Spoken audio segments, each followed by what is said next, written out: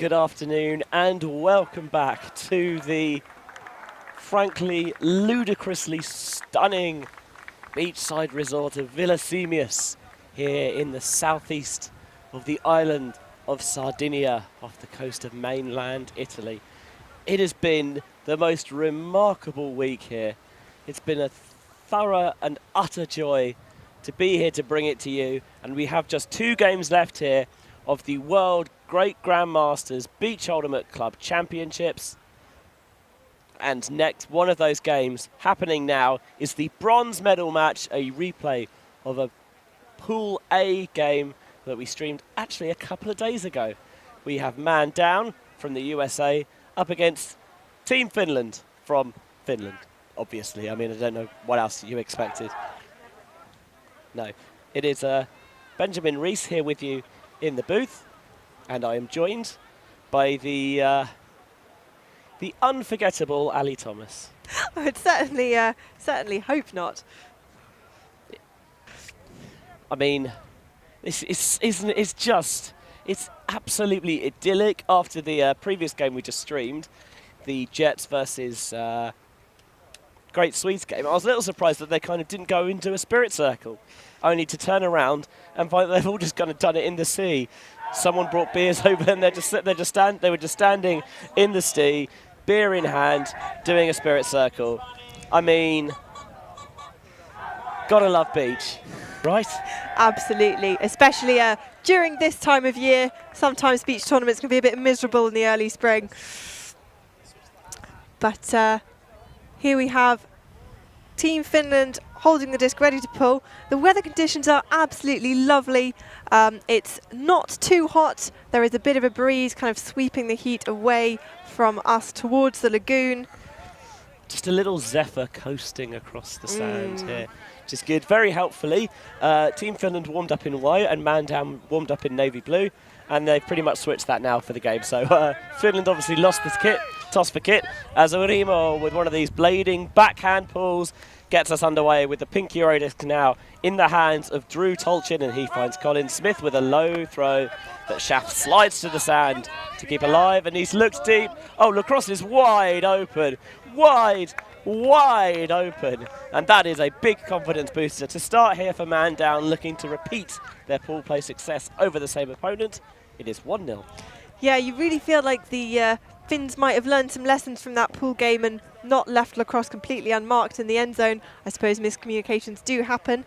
There have also been some very windy games earlier and a lot of teams struggling to put discs deep, so perhaps the Finns were banking on Man Down not having those throws, but we have seen them make them earlier this week, and I'm sure the Finns have seen them make them as well, so perhaps just a bit of a misstep on the part of the Finns. Yeah, I'd be surprised if that was the game plan, is to but I have seen it happen generally, and it's like we will bait these throws, and you know, we'll see if you've got the nails to complete them. So much harder to bait throws on beach because you see a player and you see how far away they are, and you think, yeah, I can get there if a throw goes up, and then you start running and you realise, oh no, I cannot get there by the time that they are going to make the catch. Now, there's one of the oldest kind of adages in Ultimate is the idea that it's tough to beat the same team twice. Generally because, you know, if you win, you think, oh, that's excellent, we won, let's move on to the next thing. Whereas if you lose, you tend to think perhaps a bit more analytically about what you did wrong, what you can change. Whereas if you win, you don't think, well, actually, we should change things because we won and it worked. So there's this idea that it's tough to beat the same team twice. And actually, we saw that in the last game with the Great Swedes avenging their pool play defeat to the Jets. Yes, also perhaps a bit of stamina coming into play here. The Jets had a much smaller roster, and we can see here that the Finns also have a small roster. They only have 11 players when compared to the 16 on Man Down, so that's a full extra line. We will see how that affects them this late in the tournament. Vitari down the line to Timo Vaskio. Spent time in the US. He is a club champion at the Great Grandmasters level out there with relics from the San Francisco Bay area. This one is, the swing is overthrown. That's very uncharacteristic from the Finns. But it's going to be an opportunity for a break with, I think this is Seal picking it up on the sideline. And actually, when he's got that snood up over to his face, he does look a little bit like a Navy SEAL. This time he just swings towards the far side for Reardon. He's got bright pink sand socks, actually. And the layout from the far side is, well, that's got to be Cao Wang with the bucket hat, surely. I think he's the only one with a hat of that colour. Certainly, I think it is my choice for hat of the tournament. So Wang being the one who actually put in the bid for man down and organised all the team to get together to be here. It's done a fantastic job. Mm-hmm. Even if they hadn't done so well in the tournament, getting a team here, especially quite a big team, from a country like the US that is far away and has different COVID restrictions, is a hell of a task. And that was a great bid from Pirjo Heistbacher, and manages to make the completion. No conservation of greatness here. Vitari wearing that visor that signals a vintage ultimate player. Goes underneath to Heistbacher, zipped into her hands. She is just so good on sand. Thinks about the inside and the low release for the up line cut to Vitari, but he couldn't quite catch up with it. Another break chance here for man down. And that is an uncharacteristic mistake from Heistbacher, normally so solid. I think that's the second mistake we've seen her make all weekend, and we have streamed the Finns several times. Yes, they've towards the back end of the week, they've become a frequent appearance on the live stream. I must say I've very enjoyed all of their games we have streamed. This one goes deep, and it is on the money into the path of Reardon, and the man downside have opened up a 2-0 lead now. So I'll come back to my earlier point about stamina and about legs. I feel like that might be coming into play here after a point with a couple of turns. Finding that physical and mental energy to follow your player all the way deep can be a big ask. Obviously, if you're man down, you don't necessarily want to turn over the disc. You know, you always want to score whenever you've got the disc. But actually, if these points do get a bit grindy, they do kind of extend and become a little bit agricultural and attritional. That might help man down because they've got more fresh legs to rotate through than their Finnish opponents. So we'll see here that lovely replay, and that shot is just perfect for Reardon as he catches it in stride, his pink sand socks glittering in the sun. I don't recall him wearing pink sand socks earlier in the week. I think he was wearing a different kind of sort of sand sock, but perhaps he's breaking out his Sunday best on a Wednesday finals day. Yeah, Wednesday finals day is weird, isn't it? Like, not that I think it's a bad thing. It's just the way the tournament's structured. But usually, you know, Sunday is the finals day, or maybe it's a bank holiday Monday or something, or a Saturday, so there's time for people. Midweek finals day is weird, but I'll tell you what, it's been some week of ultimate so far, so I will not complain. We're very glad that it doesn't clash with the European club finals, which are happening this weekend. Otherwise, we would not be able to be here in Vilasumius bringing you this coverage. Yeah, more on that story later as Arimo collects the reset pass, trying to do a concerted effort to clog that open side lane. Finns have to stay disciplined to break the force here. And it's a big force. Oh gosh, well fielded. Yeah, just desperate to try and get out of it. Shot towards the break side, smothered by the man down D. Here's Smith, finding an option downfield. Wants to collect the dish, and it just bounces out of Barney's hands. So man down, looking pretty dominant, but in this wind, errors do sneak in. Here's Arimo for a Finnish side that is yet to get on the board so far this game. What a low release break. Just so calm and so cool. A wonderful buttery biscuit of a backhand. This one is fired in a little bit quicker now. Picked up before he got to the floor by Taivalkoski. Arimo continues his cut through into the end zone. Finland finally get on the board at 2-1. And Arimo getting the hockey assist and the score for that goal. He is such an incredible player. He can put up hucks. He can squirrel his way into the end zone. Despite how tall he is, he has some incredible agility. A real delight to watch. I think he just catches the defender napping a bit, looking at the disc, and while he's not got eyes on on Arimo, he uses the opportunity to kind of scuttle past. And by the time I think it's Smith turns around, locates him, he's already in the end zone, and it's too late. And we've got another shot of those gorgeous sand socks as Reardon runs onto the line. Yeah, we've got Chips on cam 1 and Rob on cam 2 for the remaining couple of games today, and Felix on the box when he's not doing the cold beverage run, which is greatly appreciated. And honestly, I think our crew do a phenomenal job, considering there's We had Milan here early in the week as well, but with only 3 people, I think we do a phenomenal production. The fact that we do that is testament to A, the quality of our crew, and B, I think shows hints of what we could do. Perhaps if we were able to do this a bit more often and had a bit more put behind it. But we'll tell you more about how you can contribute later in the game. As man down on offense, and oh wow, Pletcher just looked down at his hands and the disc wasn't there. Got nutmegged. Oh yeah, that's true. He actually he owes Goldsmith a beer, I think. In Frisbee culture, at least here in the UK, I believe in the US as well. Oh wow, what a D! I'll tell you later what nutmeg is. Well, just about gets that one through. Goldsmith is not the tallest player, but is taller than Hastebacker, and that one pops up a little bit, and Goldsmith was happy to knock it to the floor.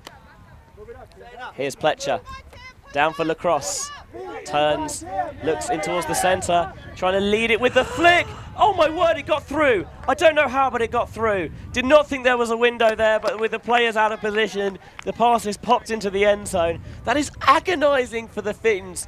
But I mean, talking about threading the camel through the eye of the needle, I mean, there was just not a window there. I don't know how that got through. A whole train of camels and the Sheikh and all of his entourage managed to somehow fit through an eye of the needle. We'll see it again here. Lacrosse just sees. Oh my God, and absolutely so close, I think, for Mannon in there. Oh my word, and then just immediately brings it back in for the check. I mean, the thing is, when you've got that defender flying across your field of vision, with the disc close by, it's so easy just to get distracted for a split second, lose sight of the disc and drop it. And even then, it wasn't an easy catch, and you have to say that Stewart did brilliantly to reel that in. Yes, I mean, we've seen, I'm sure everyone who plays Ultimate or watches Ultimate has seen just the fact that a defender is near a disc is distracting enough for an offensive player to make a fumble or miss the catch, because you've got so many things going on in your field of vision, and your brain is going to interpret a person as more of a threat than a piece of plastic. So yeah, really incredible concentration and reading from man down. And it's nice that they're taking a bit of time out with the pool, because it gives us an opportunity to get our breath back somewhat. After, yeah, what a breathtaking point. There we go. I mean, literally breathtaking. What's the adjective of something that takes your breath away? Oh yes, breathtaking. I wonder, yes. It's been a long week. Literally, no, not literally, metaphorically, obviously it's been the same length as every other week has. Anyway, moving on to more important matters at hand, here's Koivikko for the Team Finland. Nice little inside break there. Gets towards this near sideline with the continuation to Arimo. Finds Sharanta. I thought he was going to look deep, but he saw that there was no one there. Now he turns infield. Here's Vasquio. Simple continuation to Vitari, and the Finns made that look effortless, Ali. I mean, the only sign I saw that maybe that they were trying hard was Arimo's tongue poking out of his mouth in concentration as he threw that up the line shot. So we'll see here. Sharanta just looking upfield. He's got several man-down players in his field of vision. Manages to pop it off, and then straight into a streaking Vitari for the goal. No man-down players anywhere near him. Felix has returned from the cold beverage run to take his place on the desk, and I must say, he's done an excellent job with that.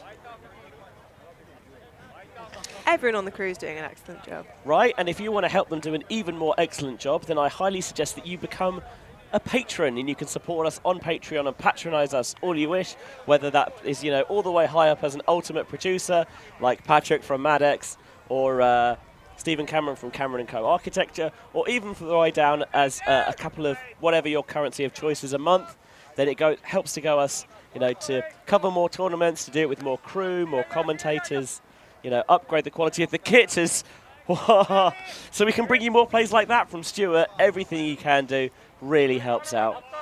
Stuart's having himself a hell of a game early here, isn't he? Mm-hmm. Low, but Iwasco snags it. Has to just reset the grip a little bit.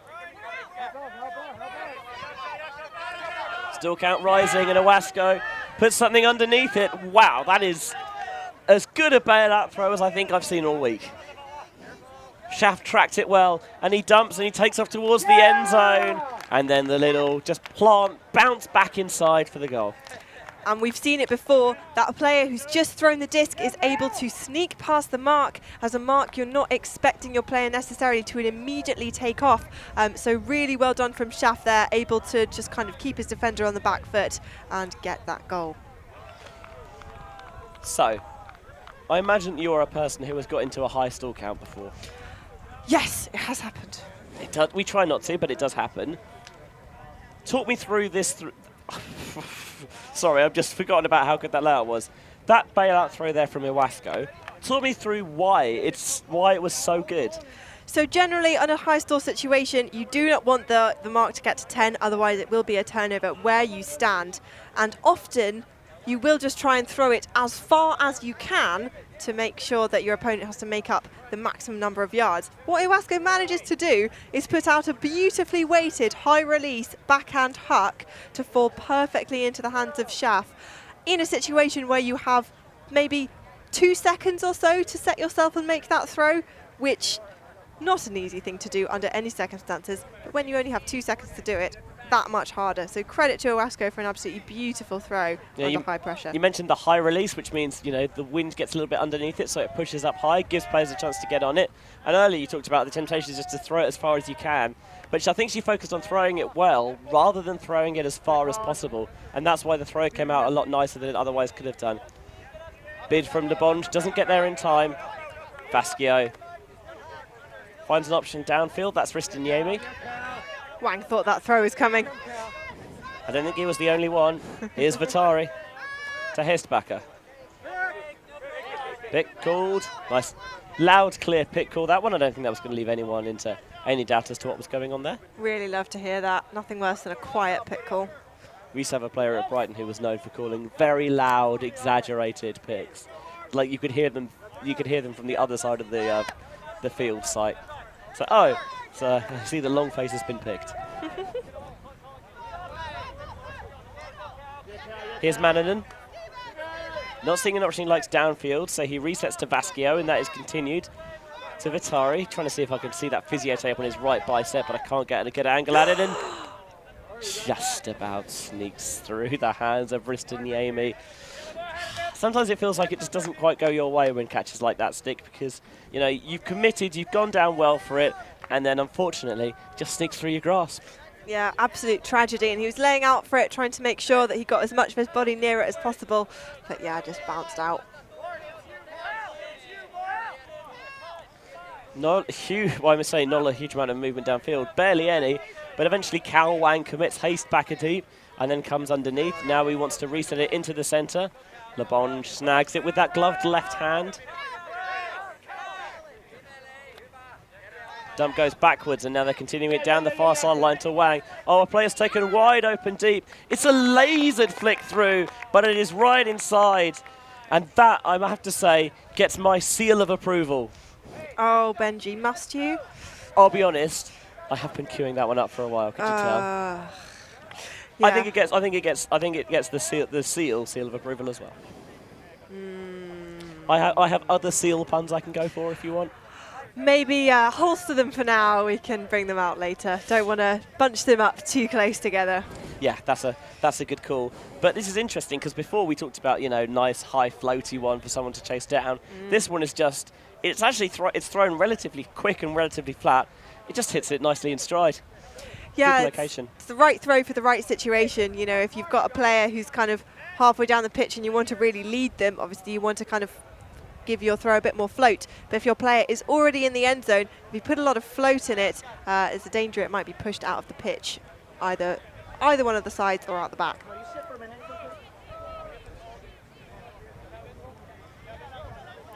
Some of the man-down players sneaking into our shade. The sun is quite fierce out there despite the wind. Yeah, you can see that they are dripping in sweat-covered sunscreen or sunscreen-covered sweat. I haven't worked out which way around yet. But that's what happens at these beach tournaments, you know, especially when the weather's like today. The breeze provides a little bit of a cooling effect, but it is awful hot out there, both on the air and literally the sound does get very hot as well. And it makes everything a little bit more difficult. Brilliant ball, though, from man down. Finland trying to move it quickly to get out of that very dangerous territory. Here's Shardlow. Lots of movement from the Finns. Yeah, trying to work hard despite their lack of numbers. Koivisto, upline for Arimo, no, instead resets to Taivalkoski. It's a pleasure watching Arimo kart. Oh, wow! Oh, my word! Well, I was going to say, Stewart can do nothing wrong, except maybe not catch his D there. That is very ungenerous, though. And, I mean, honestly, if that had come off, I might have just put down my headset and walked off for good. Because a ridiculous turn of events. I really thought he had that. Stewart, you know, brilliant layout, gets a tip on it, doesn't catch his D, terrible. Only joking, he did amazingly to do that. It's rescued alive and then put deep, and it very nearly came off from Guzmán. I just somehow went just a tiny bit too far. And, I mean, last game of the weekend, these guys still laying it all out there as this one is just laser deep, and Stewart kind of looks frustrated. Where was the cut? I think, yeah, clearly not on the same page there. Yeah, I think it's turning into another longish point and asking a lot from Joe Bendix there to get all the way down the field. I see again that very nearly miracle catch from Guzmán.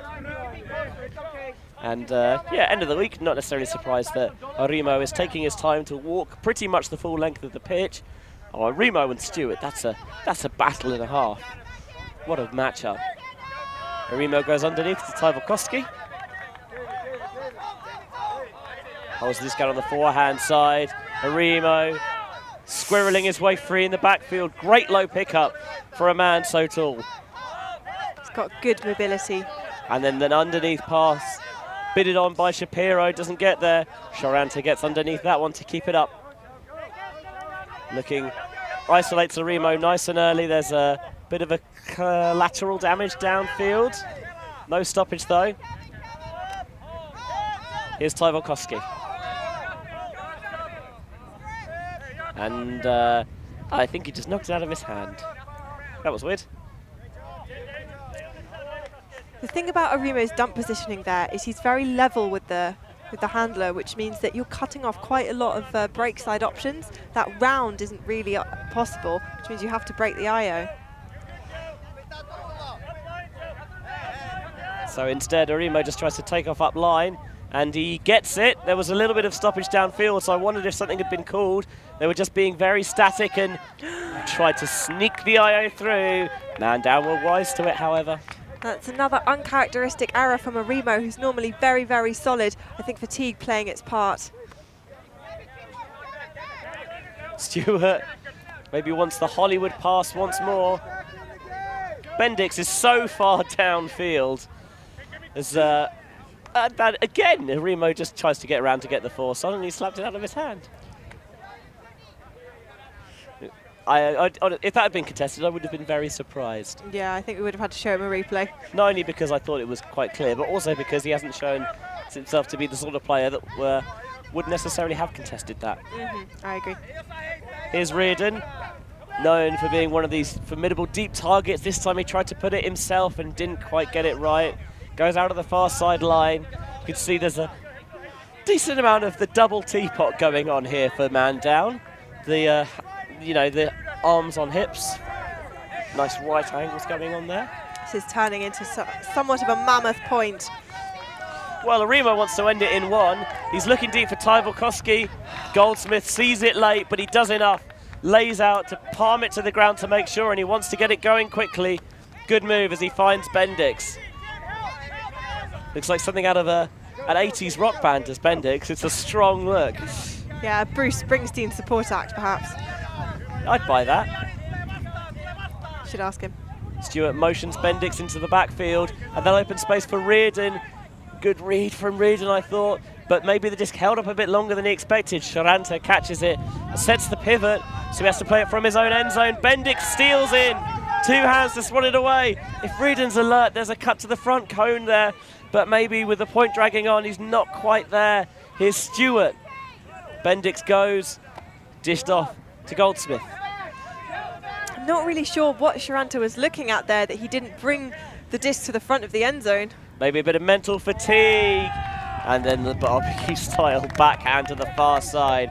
Reardon's found his legs, got his feet underneath him, and man down into what was a little bit of a hell point for both sides. 6-2 now they lead. Now, a bit of a hole that Team Finland have found themselves in that they need to try and climb out of. We can see 5 fresh Finns walking onto the field, so hopefully this line will be able to hold their offense. Yeah, not a surprise necessarily that both sides are changing the entirety of their personnel after that grind. Yeah, definitely very grindy and gritty, considering the surface. What I liked at that point actually, but for man down, is some of their perhaps less comfortable throwers. You know, they were still getting involved. They were still putting in big pressure defensively. You know, they were trying to take the game by the scruff of the neck. And even okay, it didn't always come off. I like the confidence.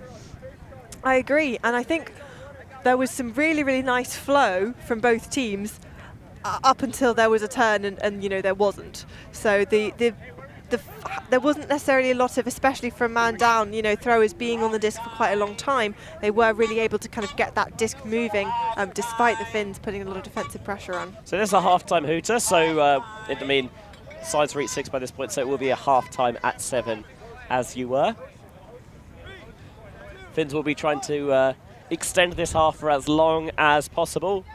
As Smith with a black hand blading pull that actually sits up a little bit. Is short, this one rises, but Vasquio is wise to it.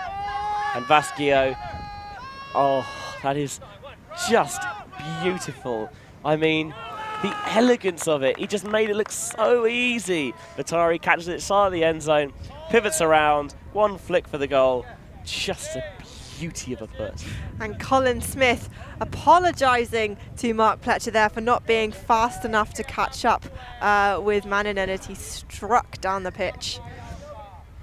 I mean, really lovely cutting and just a beautiful throw. Going to see it again here. Vasquio, this is textbook stuff. Pivots out wide, low, just puts a little bit underneath the disc and it sits out there. Vatari goes up, makes the catch expertly, plant inside. Good hustle from there, from Manninen to be Johnny on the spot to make the catch. And 6-3 now is the current score. There is a certain elegance to the Finns when it's working for them. I love watching tall players throw hucks because they have such a long wind up as they pivot out and extend their arm to the fullest. And as a mark, there's absolutely nothing you can do to get there unless you're of a similar height. And even then, you know, it's still an ask. But yeah, it almost looks a bit like kind of slow motion as they very deliberately wind up to throw. I find it's either one of these beautiful like things of, you know, picture perfect grace, or it's just kind of gangly, all arms and legs. Yes, definitely a kind of either-or situation there. Like a giraffe being born. I did not need that mental image. Well, you know, like they like kind of land on the ground and they just try. No. You get what I mean, right? Let's focus on the frisbee. It's a lot of limbs. Oh, bid on the back there of Schaff. Bit late that one from Vasquio. Not the best bid we've seen all week, certainly. I appreciate that players are tired, but ideally like to not see that take place. This one is a lead throw. This is going to hang up for Schaff. 2 Finnish players close, and I think maybe Vasquio got a little bit of a bump on Schaff. Arimo was there defensively as well. Let's have a look on the replay. I mean, from this angle, it looks like he's maybe tripped from behind, but it looks like Arimo was going to get the D no matter what. Yeah, I think maybe what Schaff is saying is that perhaps it was Arimo from behind and there was contact on the back of the head.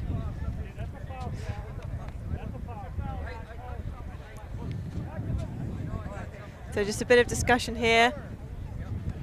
So I think Arimo sort of gesturing around. So it'll be contested and sent back. And so even though they didn't necessarily agree on what happened, you know, no hard feelings, slap hands, let's continue.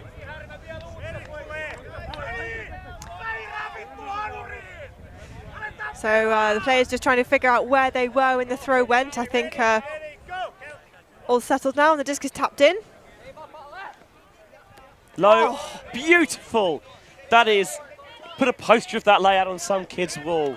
Brilliant from Steve Lacrosse. And then he fakes the scuba as well. He's feeling it out here. This has got a task. 3 players there. Lays out, and I think he ground stripped himself on the landing. I think the knee was in bounds from Stewart, but he just couldn't quite keep the catch to stick, which is a shame because Stewart has been all over the field so far today. It almost looked like he could and should have maybe left it for Schaff, but Schaff didn't call for it. Not great communication, and you need to just try and get the disc no matter where you are. Yeah, in that position with all 3 players advancing on the line. In the end, it was just a question of who had the confidence that they could keep themselves in bounds. Stewart took on the mantle, and he just couldn't quite keep his hands there. Oh, but he's certainly still trying to get it. Yeah, he wants to make amends for that. I mean, it was a tough play to make, but clearly the way he's been throwing himself around, he thought he should make it, and then the bid comes in. It's not in time, and Charanta makes the catch. It's a break for the Finns, 6-4. We're not going into half-time just yet, Ali. No, and that's incredible composure from Charanta to keep that disc in hand despite the contact, and also focusing on trying to keep his feet behind the line. Just some absolutely brilliant plays developing from this game. There was that earlier bid from Vasquio that I was not a huge fan of. Looked like a tired decision. That was, I mean, Steve Lacrosse, come on, mate. And then this one, he's got it and he lands, and it's just he lands quite heavily, and it means that he kind of jerks a little bit and he can't keep it in. To me, it looks like he's almost lost it before he hits the ground. I think it might have just maybe been spinning out of his fingers. Yeah, when he hits the ground, it kind of, any shot he has just kind of gets snuffed out. And then that one, under the pressure from Schwartz, Charanta stands, or no, it's Manninen who, what was it? I can't remember who it was. I thought it was Charanta. Charanta stands or lays firm and gets the goal. So 6-4. Finns getting a break, which I think is their first of the game. Trying to keep this contest close. Yes, I think so. Can see some young Legends players warming up their throws in the background. Their final will be next on this pitch. Up against America. 2 undefeated sides, the only 2 undefeated sides, of course, left in this tournament. Some give-go in the handler set. Here's Reardon. Turns, isolates Smith nice and early. Want to keep the disc moving quickly. Pletcher. Pletcher absolutely raises it downfield. Does not come back in bounds. Yeah, even Reardon's beautiful pink sand socks weren't able to carry him over the sand quickly enough to get that disc. I know we talked a lot about the sand socks, and we're not hating on them. Genuinely, I think they're great. No, I absolutely adore the colour. So Remo's going to walk. Oh, they match the disc. They match that pink Euro disc. They do match the disc. There you go.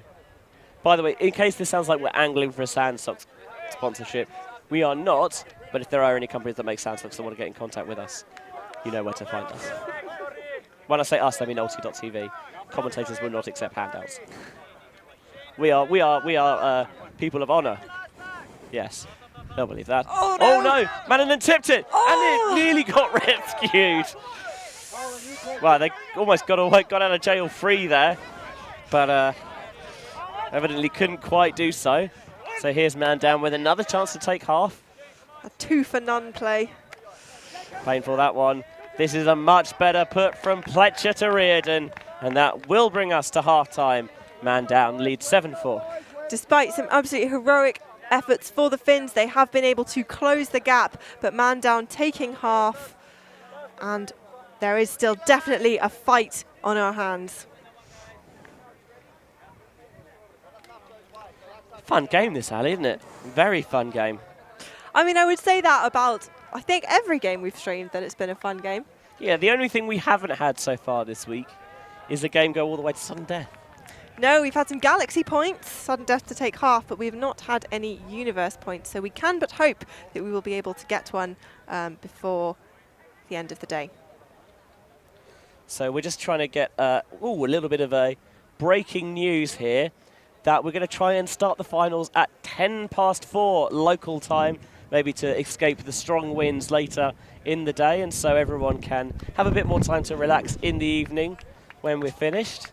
Give us a bit more time to get all the kit packed and ready to go, because Ulti.tv goes straight from here to XECF. 1 pitch coverage from tomorrow, 2 pitches from Friday. You can watch it all, of course, for free, live and on demand on the Ulti.tv YouTube channel. And if you feel that's something worth celebrating, then, you know, do all the good stuff on YouTube, from which I understand constitutes liking, subscribing and hitting the bell for notifications. And if you think it is worth funding, as we do, then you can become a patron on our Patreon site. All the details are in the YouTube the description in the YouTube link.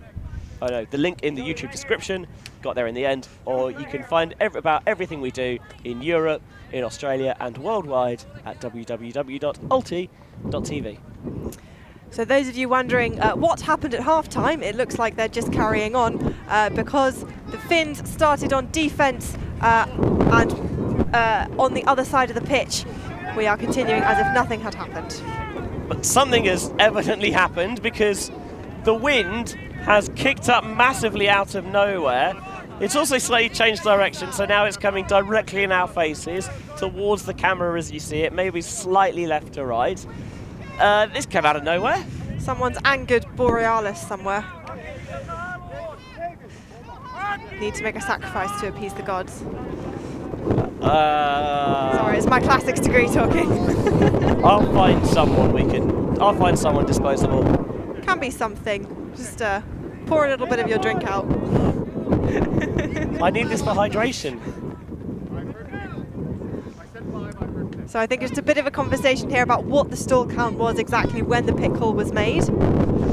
Of course, maximum that stall can come back into is stalling 7, except if it were a contested stall out where it would be stalling 9.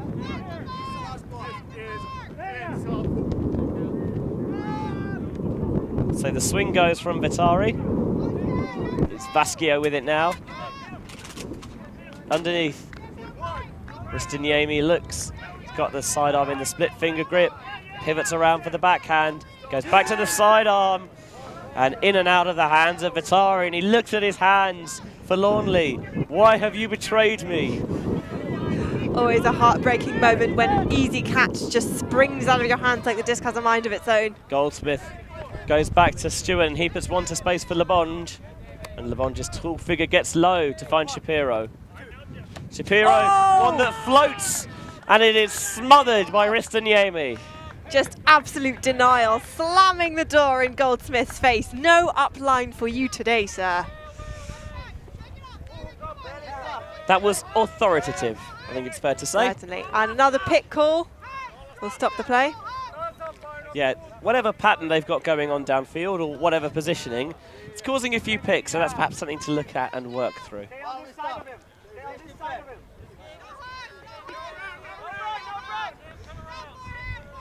Vasquio with a low throw, and Shiranza was there, but Vitari was there first. Don't think they mind as long as it goes to hand, and now Vitari's looking deep. Oh. And a brilliant bookends there for Juhani Ristiniemi. He seems certainly very happy with that one, celebrating with a clenched fist. And that was a really lovely throw, perfectly weighted. Vitari able to stretch out and catch it beautifully in stride. So we'll see here that bid that got Team Finland the turn. Well, just reflexes for days. Finland are not going to go down without a metaphorical fight, are they? No, hopefully not a literal fight. Gosh. I would be surprised. It would feel out of character for the spirit and atmosphere with which this tournament's been played. I can certainly agree. Just one look at the spirit scores, we mentioned it in the last game, is that no team currently has an average of less than 10 in the spirit standings. And the wind is really starting to whistle right now. So Eurodisc flags look like they might be wrenched from their housings and go flying across the beach any second. Yeah, I mean, it looks like it's trying to get involved on the pitch, to be honest. Sorry, you're not eligible. So we'll see that beautiful blade. No, we won't. We're back in play. You're right, actually. There's no way those flags are 48 years old. Look far too fresh and new. Here's Barney. Lacrosse goes to ground, not afraid to throw his body around. Little roly-poly there. Looks for Lacrosse and it's under throw, and Vasquio palms it out of the sideline. The Finns looking to answer strongly at the start of this second stanza. And that's the second upline D the Finns have got. You can see they're really adapting. And they're clearly pumped as well with Arimo with another beautiful backhand. Goes down to the knees, but Taivalkoski makes the catch. And now the Finns are only 1 point behind. It's 7-6. Game very much on Ali. I mean, that was almost like a little football celebration that Taivalkoski had there on his knees. And we'll see that D here just tips it enough to get it out of bounds. Absolutely no way that Smith can catch up to it. And then immediately looking to Arimo, who finds Taivalkoski streaking deep, safely collected, and a little celebration. Finland looking very strong right now. Yeah, love it. This is what I want to see. I want to see this go all the way down to the wire. Not sure if the players would appreciate that. I'm sure they'd like a nice, easy win, but doesn't look like that's going to happen. The Finns in the chat are certainly getting hyped right now. We've had a very good Finnish presence in the live streams this week, and it is very pleasing to see. Hello to all our viewers in Suomi. We've also had some Finnish presents, I think. They brought us some chocolate, so thank you very much. They did. Yes, thank you to Michael Hestbacker, who dropped some off at the in our little media desk yesterday. That was very much appreciated as a little thank you for the hard work. Jonathan King noting that the Finns are showing grit, much like the field they are playing on. Yes. Not bad, not bad. I'm going to allow this. I mean, if your seal puns are allowed, I think that grit. Hey, that was good allowed. And you know it. No comment. I will accept no further questions. They are poaching Iwasco on this near side because I think what they want to do is they want to try and bait the blade to her, and I wonder if Stewart's going to fall for the trap. Yeah, especially with the wind blowing towards the camera, that blade is definitely going to get pushed out of the field. And I think Iwasco knows that too because she's clearing out. Should have been the thumber. Travel, I guess. That looks like that he's demonstrating that your foot was here and now it's there and now it's there. Not a fan of that travel call personally. I mean, I'd have to see it again to see exactly how clear and defined that it was, but Arimo seems pretty adamant about it. I think you allow players a little bit of leeway on beach just because it is so difficult to keep your foot exactly in the same place as the sands shift. I thought that one was a bit of a travel, but Iwasco again wants to put a little bit of air under it. It's curling back, and I'm pretty sure LeBonge was not the original target, but I don't think Iwasco will mind. No, definitely not, and well read by LeBonge there. And this wind is fierce, and it is ferocious. But they could get another pass complete to Stewart. The low release, Iwasco's in plenty of space. Oh, it just floats up at exactly the wrong moment from a man down perspective. And I think we're seeing that poaching off of Iwasco. Sometimes if there's no defense, a thrower can get a bit, what's the word? Casual about a throw. And in this wind, a casual throw is a turnover. Well, this is the thing. You're not going to. It's not necessarily as easy to punish people to punish poaching when the simplest of throws can just get taken anywhere. Yeah, you can see the tops of those canopies just fluttering wildly in this wind. It is pretty relentless. Oh, he's a tall boy. Definitely helps there, and what a handball. Brilliant stuff from Mark Pletcher. Just getting down really low, managing to just push that disc into the sand, and Arimo and Pletcher slap hands, a recognition of a good play. Stuffed him right at the point of the attack. Dismissively into the sand. We've seen quite a few hand blocks, but not many foot blocks this tournament, even though they are legal. They are also a lot harder. I think man down a bit more hesitant about throwing these upline shots now. Iwasco finds a nice pass to no, not Pletcher, it's Stewart, excuse me.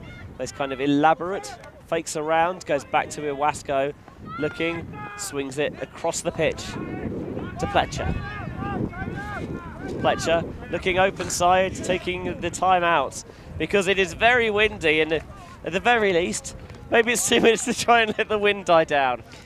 That's true, it has been gusting quite a lot, and it doesn't seem to have any rhyme or reason as to when it will start and stop. And especially since this point has not been the shortest, it's an opportunity for both teams to catch their breath and for man down to set up an end zone play, which teams are often very keen to drill, but not always as adept at setting up once the disc is actually in play. So sides will take an opportunity to get some water on. As we mentioned, this point, it's become a bit of a grind. I think all points probably will in this weather, so it's a good opportunity to kind of put the collective heads together and talk out how you're going to adapt your strategy for the elements which are going full throttle, and why the players take a little bit of a break. We're going to do the same here in the booth to tell you about all the exciting things that we do here at Ulti TV. We are a group of ultimate players, coaches and video enthusiasts. We've worked with the major federations and the greatest events. We're on a mission to make Ultimate huge. We want our videos and live streams to be free to watch. We want to make stories that not only reach you, but also reach people outside the Ultimate community. Like and subscribe, Ulti TV, the best in the world. Become a member and fund fund our our work work. to cover more events in the future and to bring more stories and live coverage to the eyes of the Ultimate world and beyond. So we are back here as man down look to set up a vertical stack, probably isolating a player. The hooter for the full time has gone, so the cap will come on after this point, so it will be 7-0 game to 8 or 8-6 game to 9. I'm really hoping for the former. Takes it in off the timeout. The wind is whipping high. Stewart bobbles it into the grasp. Is it?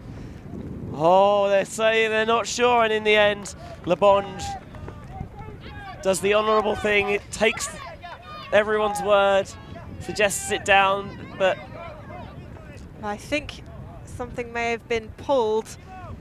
He's rubbing his hamstring. He's looking a little bit gingerly. I think maybe seeing if he's trying to see if he's okay to continue, but it looks like he will have to take to the sideline, and Cao Wang will take his place on the field. Of course, once you've called an injury, you do have to come off the field, regardless if you think you've pulled something and actually you get up and it's fine. You do have to sub off. So we'll have Wang coming on. I think there's the exception if it's called due to contact with an opponent. You can take a timeout instead.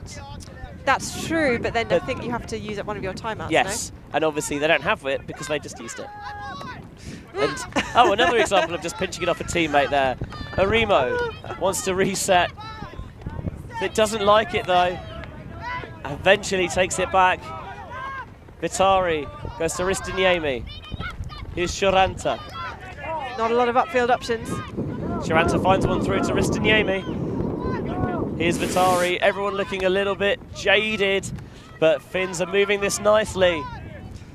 Just on the end zone line. Not quite yet. Towards the back corner. It's Arimo to Ristiniemi. And it's Universe. We were complaining earlier, and we should not be complaining because we're here and it's beautiful, but we were complaining there had been no Universe points in this game as of yet. And here we have one in this bronze medal match. Yes. Well, we nearly didn't get one, and not only because this is the second last game, because Lebonge nearly kept that alive. But then on the turn, you've got to credit the Finns, who were cool and they were clinical. And there are a couple of chances here where maybe you thought they try and jump it in, but making sure they secured the catch first, and then just leads that one out right to the back corner of the end zone for Ristiniemi. And here we go, sudden death, next goal wins. And I think the Finns have taken a timeout. I certainly do not blame them. This is the last point of the game, no matter what happens, and you want to put your best players on the pitch. Some of those best players may have just played the last point, so you want to give them a bit of a rest before you put them back out on the sand. And you also need to talk through what you want to do strategically, because if you're Finland, you need to manufacture and craft a way to generate the turnover. And we've got some big yees in the chat from all the Finns with 2 ends who are watching.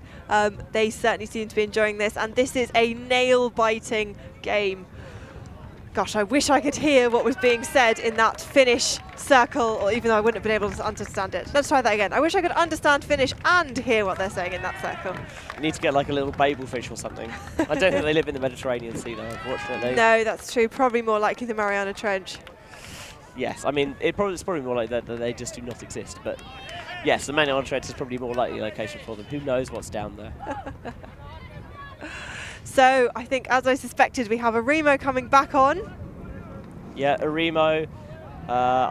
Looks like I thought Vasquez was going to come out there, but maybe he's just doesn't quite. Or maybe he's just getting a little bit of water on before he goes out there. So you're right, it's a Remo. It is Vasquez who's out there. Looks like we've got Sharanta, we've got Vitari, and I think that's Tyvalkoski as well. You need to try and find the right balance between getting players who are solid when they generate the turn with players who can cause enough pressure to get that turnover in the first place. For man down, Le Bond, he's trying to knock a bit of life back into that, that right hamstring, the right gluteal muscle. So there is, from right to left as I'm looking at here, it looks like Stewart, Pletcher, Smith, Le Bond and Schaff. And you can just feel the intensity's ramped up a little bit here. There's a bit more of a sideline with the other games having wrapped up.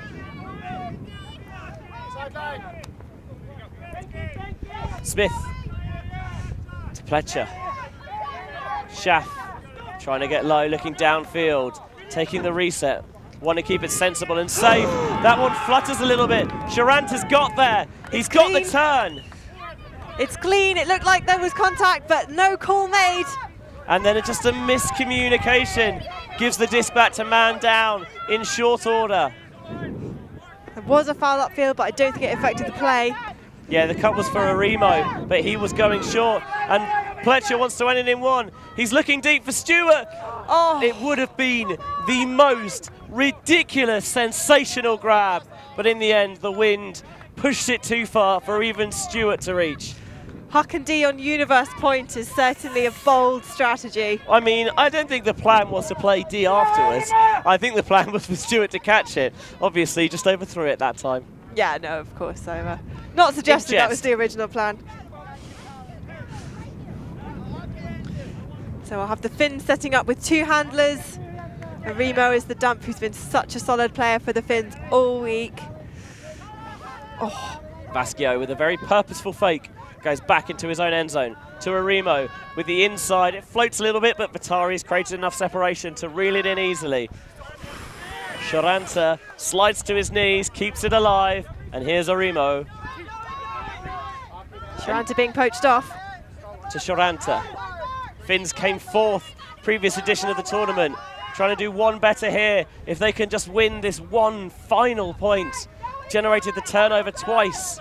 Will they need to do it a third, or will they stick it in here? Here's Vitari. Finns being very conservative in the face of a very tight man-down defence. Yeah, and you can see that they're trying to not allow that inside break. Thought he was going to milk it all the way, not quite. To Sharanta, and he's got it! It is a bronze medal for Team Finland. And Heisbacher screams, "Thank you!" at his team and at the camera with his hands in the air as a delighted Finnish team hug on the end zone line, and man down, dejected, but they should be pleased. They put on an absolute rip snorter of a performance in this bronze medal match. Yeah, full credit to man down. They gave it all that they had, but Team Finland just came out stronger in the second half, made the best of the windy conditions, did not allow a point in the second period. It was grindy, it was attritional, but the Finns came out on top, and man down have had a phenomenal performance, not just in this game, but all week. It's been so much fun having them here, both on the pitch and off the pitch. It's been a pleasure to watch them play and spend some time with them, as it has with the Finns. And in the end, what did we say earlier? Tough to beat the same team twice. The Finns have proved that again here, agonisingly, just about poking through a 1-point sudden death victory for the bronze medal.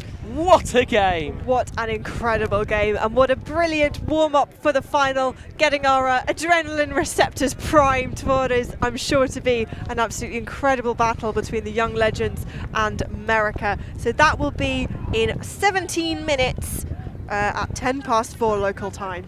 Yeah, Ali is bang on there, 10 past 4 local time, the final starts. Our coverage will begin 5 minutes before that, so a little bit of pre-game. And so that gives us about 10 minutes or so just to kind of rest, stretch off, hydrate, do whatever we need to do the same. Good time for a comfort break, put the kettle on, crack a beer open. I won't judge you. It's always 3 o'clock somewhere. It's definitely beer time here as well, looking at the sidelines. And yeah, that's going to do it for us for this game. For all of our Ulti TV crew here on the ground in Villa Seamus in Sardinia. For Ali Thomas, I have been Benjamin Rees, and we will see you on the other side for the final.